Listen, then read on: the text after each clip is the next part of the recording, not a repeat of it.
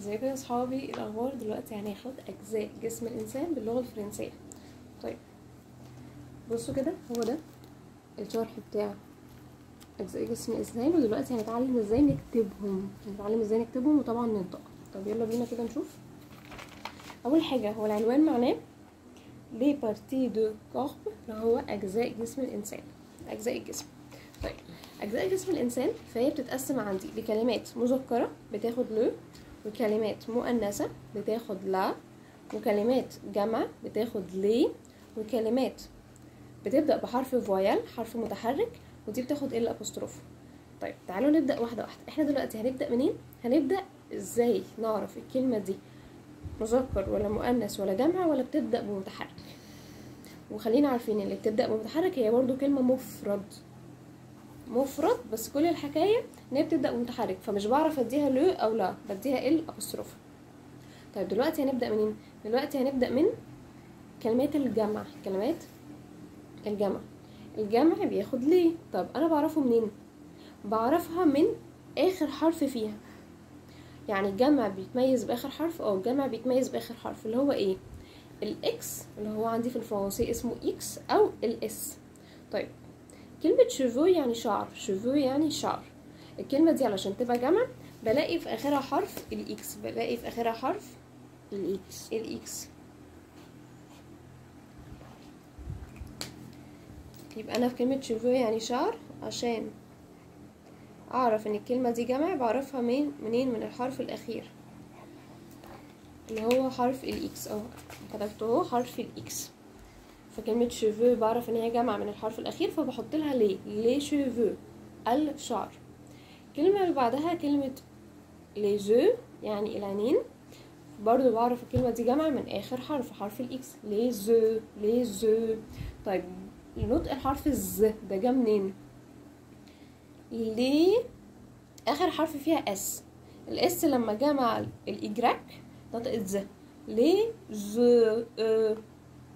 والنطق بتاع الاو جا من حرف الاي مع اليو نطق او. امال الاكس اللي في الاخر لا مش هنطقها.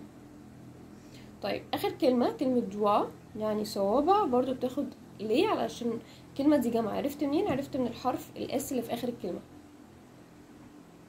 طيب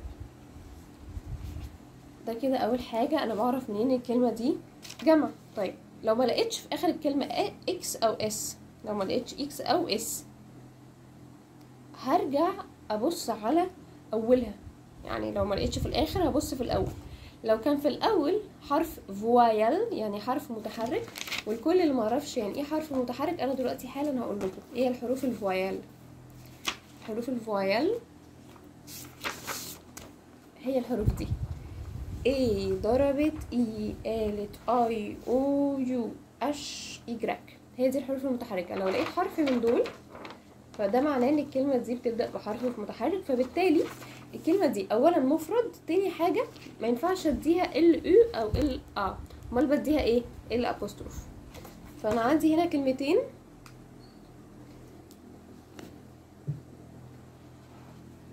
بيبداوا بحرف فويال.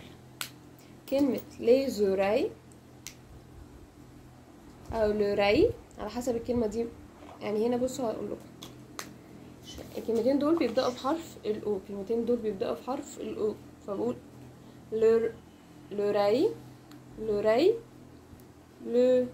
لو. فحرف اول حرف هنا عندي فويل، فبحط ال ابوستروف. طيب بعرف منين بقى الكلمه دي كانت مؤنث ولا مذكر؟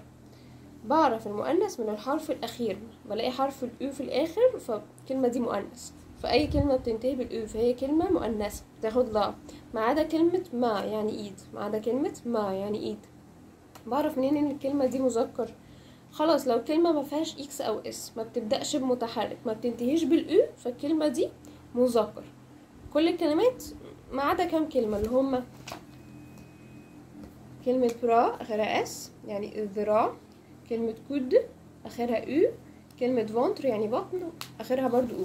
الثلاث كلمات دول دي اخرها اس بس مش جمع. برا يعني ذراع، الكلمه دي مش جمع، الكلمه دي مفرد مذكر بديها لو.